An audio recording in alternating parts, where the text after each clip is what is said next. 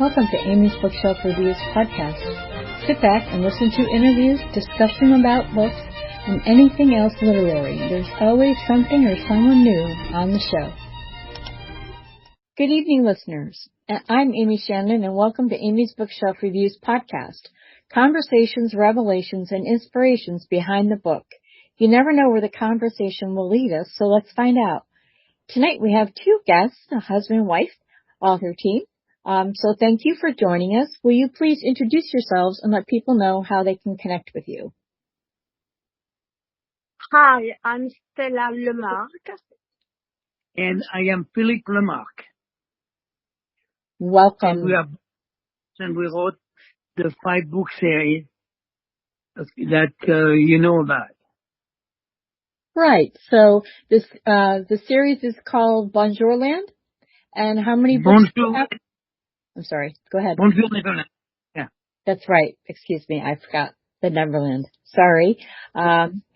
So what, let's see. So how you have, what is it? 5 books in that series now? Yes, Really? I think so. Yes.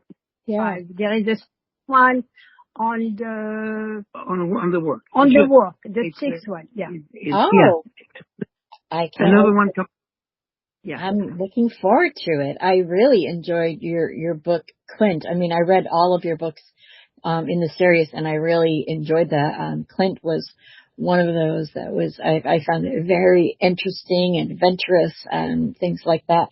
But so besides this book series, have you written other books or any other type of writing? A couple of essays, that's all, but nothing special, nothing really. We've been working on this for 10 years. Oh, wow. That's amazing. That is wonderful. So what made you, or what kind of inspired you to start writing? And, you said you've been working on it for 10 years. So what inspired the two of you to start writing? Okay, first of all, we were not writer to start with. And I wrote a journal about our 5 years time experiences that Stella and I spent working for the rich and famous.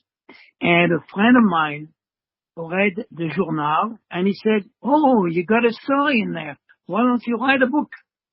So from then on, we joined a writers club where we were living in the library in Acton, California. And when we started to write, people loved what we wrote and they had fun and they enjoyed it and kept us going. Well, that's wonderful. It's always great to have support and people telling you how good you are. 'Cause, sometimes we just don't realize it, So, I really like how, your characters, they're married, one loves food and is, very chic with, various types of food. So the things that you, when you sit down to write, how do you two write it together? That's what I'm really curious about, because I know that a lot of co-authors, they write exactly. I tell you what it is. For 3-4 days, I spent sweated out, write a chapter, and reports it on the computer. Stella comes back, changed everything, and she said, "I made a beautiful one out of it." So which one of you knows more about the food part? The food part, that's me, because I'm the chef, yeah. So, but we did it together because most of the food, we wrote about it. It's what we cooked, for different people that we work for, Famous one. Famous one, yeah. So, so on the food, we were okay. We were right. It's on the other stuff, in the book that took a long time to really get going. Yeah. Oh yeah, We yeah. I must say though, when I am reading your books and, they're, preparing food, or it's like, wow, that just makes me hungry. Have you ever considered creating like a recipe book that is something, that is served, maybe a companion to your series? Because some of those foods, they just sound incredible. Yes, we are thinking about it, and we have it in our plan. After the fifth book, we will do a book. we will do a cooking book. Yeah, next year. Yeah. Oh, at the end of I can't wait, Yeah. because I gotta pick some of those. It was planned already, a long time ago, but we cannot do both in the same time, so. Yeah. No, I really, so one writes and then the other one fixes it. Yeah. You do I'm looking forward to a book. That's why it took so long. They spent a lot of time writing and should take it down and put it something else. So that's why it took so long. Well, yeah, it's not easy. Remember, we work, we are married, we work together. So, day and night, we have been together for the last 40 years. Wow, congratulations. Yeah. That was my next question, how long you were together, but that is. Yeah, the last 40 years. And when we think about it, usually a couple, you will go to work and she will do another thing, another job. We had the same job. So sleeping, eating, fighting, whatever, you name it, together. So, okay, yeah. That's why sometimes I wear glasses like Macron does, because I got blue eyes. I just think I am very impressed. I don't know of a lot of couples that can be together and also work together as well. I think that's very amazing and inspiring, and there's hope for people. Yes. Well, I have to tell you something. I have an exceptional wife. She's fantastic. Oh gosh. She has been supporting me all those years. Well, I'm sure. It was a pleasure. Yeah. It was. So when you did your work before you wrote the stories about it, and you did you cooked for, like you said, famous people. Yeah. How did that work? I mean, Stella, did you do the cooking, and what did Philip do?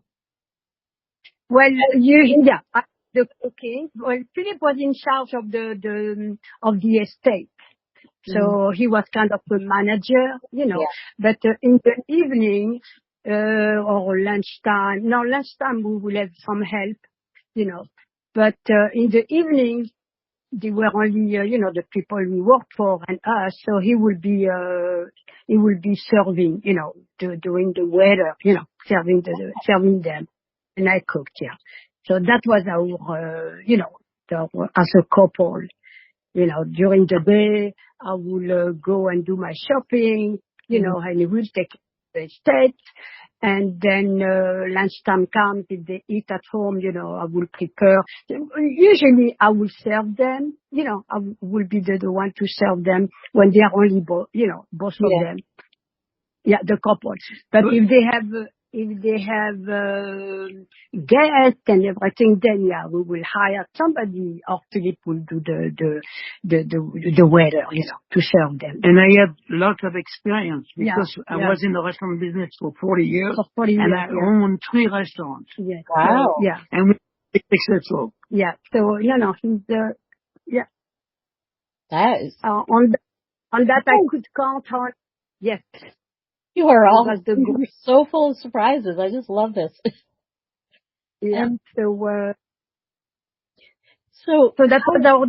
How long were you doing that? We did it for 5 years. Mm-hmm. 5 years. 5 years. 5 years and 2.5 years at Michael Jackson, and the rest it was with different people, Yeah. You cooked because I'm not easy. Yeah, I was not easy to to deal with some, the crops. When they are so rich, they think everything they own you. And yeah. I started not. No, I was not going to sell myself for that. No. And especially the rich people, the man is older and he's bought a trophy wife who is younger, and she comes from usually nowhere, and she thinks she knows everything. And so with Stella, it didn't work very well. So that's what we did the first 2 years. We did few estates before to setting down. And we stayed longer at Michael because he was not married. I never thought about that. Was there? I know this is just this is just so interesting. Did Michael have like particular taste in food? Like, was there food that he ate and food he didn't like? So, I mean, you probably have to go through menus with whoever you work for, correct? Yes, yeah. But with Michael, he loved Mexican food, and spicy food, Mexican food that he loves. Okay. And at the beginning, and the mac and cheese, and mac and cheese, and French fries, lots of French fries. Wow. And the mac and cheese. At the first 6 months or a year. No, the 2 years, we were there 2 years and a half. Michael was kind of a vegetarian, okay? Mm-hmm. So once in a while, he will eat the chicken, the white of the chicken breast, stuff like that. But, no, he was very easy to clean. It was really easy. I did. think the children around him were more difficult to take care of than himself and the growing up around Michael. Okay. That is sweet, and it's not a side of Michael that pretty much anybody ever saw. So that is just that is so great. So, but he was I want to say one thing. With us, he was the nicest person in the whole world. Okay. Oh yes. He treated us very, very well. Like he said, I like them, give them everything they want, Yeah. So we spent 2 years and a half in a jail, in a golden jail. I say golden jail because we couldn't have our children, family, or friends coming like we used to in some other state. We were, because we stayed there, we lived there, we live in the estate. So, our friend will come and, and Philip's kids will come and we have family time. But at the ranch, we couldn't. So each time we get the children, we have to go to LA or to go to Acton itself, whatever. Right. So for us, it's beautiful because it was a beautiful, beautiful space. Ranch. It was gorgeous, unbelievable. And Neverland, but unfortunately, we were that we call it the golden jail. Yeah. Wow. Other than that, we really were so happy, and everything was really great. Yeah. That is wonderful. Yeah. I'm sure it saddened you when he had passed away. Yes. Yeah, because, oh gosh, he didn't have to, whatever happened. Yeah. Yeah, he had a fall. Gosh, when we were talking about him, last week, because each time on the radio, I Philip doesn't, besides, the classical music, the rest he doesn't. So each time we hear Michael, I say, that was your right post. So. Yeah, and I heard they're coming out with a movie about him this spring or something like that. Because I know they're doing one about Elvis Presley, and then I saw something that they're doing something on Michael. So I'm looking forward to both of those. Yeah. Oh, yeah. We saw something here. They did something. We saw it, and that was it's kind of when he was before he died. He was preparing for London. Yeah. So that's what we saw. That was fantastic to watch it. Yeah. To watch him. His last day, as a matter of fact. Yeah. Those were his last day when he was rehearsing for London. Yeah. Yeah. So, but that's life, and we need to go on. Yeah. That is totally true. I know. Yeah. I grew up listening to his music, so but I always, they had so much garbage in the process. They do that for anyone and anything they can exploit and make them out to seem like they're something that they're actually not. And for you to tell me that he was, like one of the nicest people, I could see that, I could just, I don't know, it's just something that, I didn't know him personally, but I could just see that, he was just a nice guy. Yeah, well, we know him really personally. He was coming to the kitchen beside me. Philip even saw him, he was on a little... with his panty. With panty, yes. His panty. Because he opened the door and Philip was in the hallway. Yeah. So, we are really... And he loved us because we were French and the accent and everything. He loved it. Yeah. So that was the... No, that is amazing. So when you were talking about there were so much garbage, you have to understand, and that's what we learned it from him, because once in a while, he would stand in the kitchen at the counter and with one of his guests and talking, in front of us.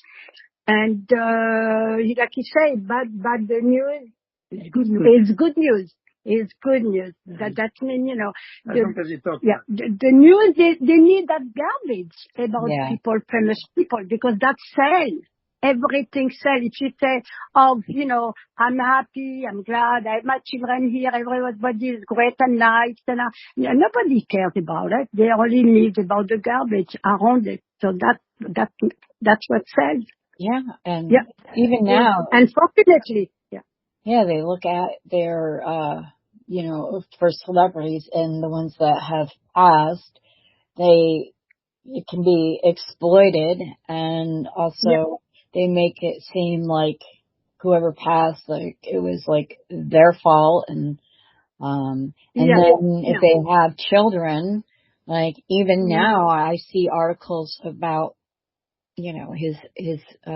his children and what they're doing and why, what money he left. And I just think it's really nobody's business how much money you have. But I'm broke, so I got like $20, but that's about, So, but did you, I was thinking about, the last book that I had read and reviewed was Clint. So did you ever have someone that was similar to Clint? Yeah. Oh, wow. Yeah. Everything on the book, on each book, on each book? On each book. Well, it's more than... it's all taken from the last it's all taken from what we have been through, what we lived through. Okay, and of course we did it, kind of... It's a novel. As a novel. Right. Yeah. So, but especially the Silver Fox, the number 3. That's really what's happening at Neverland Ranch. Yeah. So I can go back and read that again. each of our novella, we call it novella, each of our book, which is a novella, It's a complete story. It's a complete story about what we have been through. Okay, so that Clint, he did live, we did meet him, and the guy, we did, Well, actually, the ranch was like a hotel. He had so many talking about friends. Clint. Clint. Oh, yeah. We're talking sorry about Clint. So Okay. Clint, he came.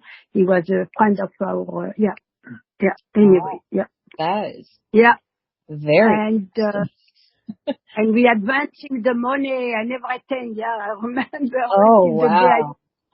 we are not putting anything on our credit card. He has to pay, otherwise, Clint, yeah.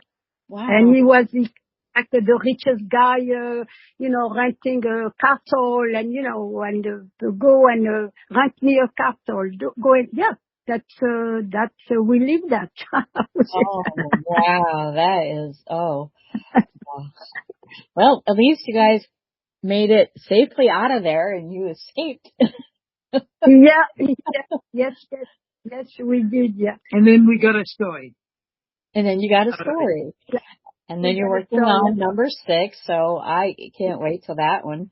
I can get my hands on that. That sounds very exciting because I love your stories and the way you tell them, and the fact that you have experienced what you put in your books, and that that makes it all the more real, Obviously, the names have been changed to protect the innocent or whatever, but it's kind of like it sounded like sometimes, it was like an adventure. And I remember when I was reading Clint, I'm thinking, wow, this is like really incredible. And I didn't realize that it was taken from real life experience. So now that I do, it's very incredible.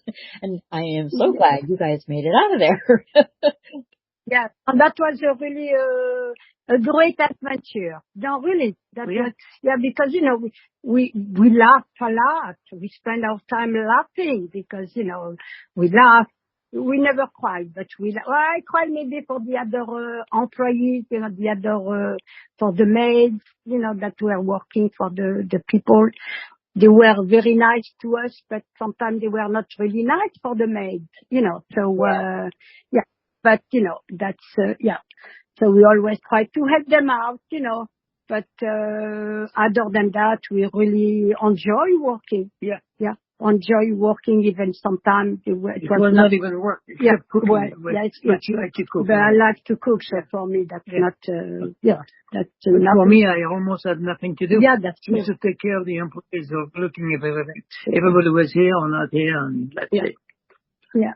So for each of the places that, like you mentioned with Michael Jackson, that you lived there, so was that the case with the other famous people that you were live in, or did it vary? Like you had your own place and then you would show up just to cook or something, or did you live there? Most of them, it was we had our own place, our own house. They always have, no, in Beverly, in Bel Air, Phillip. No, that was not a ranch. That was in Bel Air, but they had a house, small house at the end of the garden, the property. So we were independent, but we always kept our apartment in Santa Monica. So that we always kept it. That's absolutely, So, but only once we did it, but we went back, to sleep every night, but we didn't do it for long. No. But usually it's always those big estates that have lots of employees and lots of other house, in the estate. Oh. So well, at least that just sounds like it kind of gave you a break from work, and you guys could go be by yourselves, be independent, decompress, see your family, that kind of thing. So that sounds really great. I just have just one more question about when you had your, your prospective client, that you were cooking for, how did that work? Did you, have to do, I don't know, sample dishes? Did you, sit down with whoever, you were working for, and then you went through the kind of foods that they liked, what they didn't like, what they were allergic to, that kind of stuff? I mean, how did that work? Always on the interview. Okay, we talked about it. And then, when we were hired, I will always ask them to please, tell the secretary to let the secretary to write, their favorite dishes and what they don't like, and also, if they're allergic to this and that. So that, for example, sometimes they were diabetic, so I will be careful, of course. And we always go through the first week. Yeah, we have to sit down. There is something I want to add. They didn't interview us. Stella interviewed them. Oh, okay. We couldn't work with those people. I don't want to work with these people. I don't want to work. Well, yes, I want to work for those ones. So it happened. It happened once in a while. No, it happens a lot. Anyway, Anyway, we always ask them, with their what medication they take, so to be careful not to use the and no salt. So no, absolutely on this. That was the first thing, as a matter of fact. And then after that, they give me what we say in French carte blanche, to go and do what in my liking. Yeah. Nice. Yeah. No. They never did send the food back. No. Well, I want to thank you both for being on the show. I am so honored that you're on the show. And then I would, when book 6 comes out, I would love to have you back so you can talk about that book as well. And thank you, audience, for listening. If you wish to be a guest on the show, go to amysbookshelfreviews.com/podcast and schedule your pre-recording. Don't forget, if you wish to comment on this show or any show, comments are available, and yes, I do read them. And join me again next week for another great conversation. Please follow this podcast on Spotify, and if you want to check out my work, just Google me. I'm Amy Shannon. Be safe, be well, and always be kind. Tune in here again next week for another tantalizing discussion. Thank you for listening to Amy's Bookshelf Reviews podcast.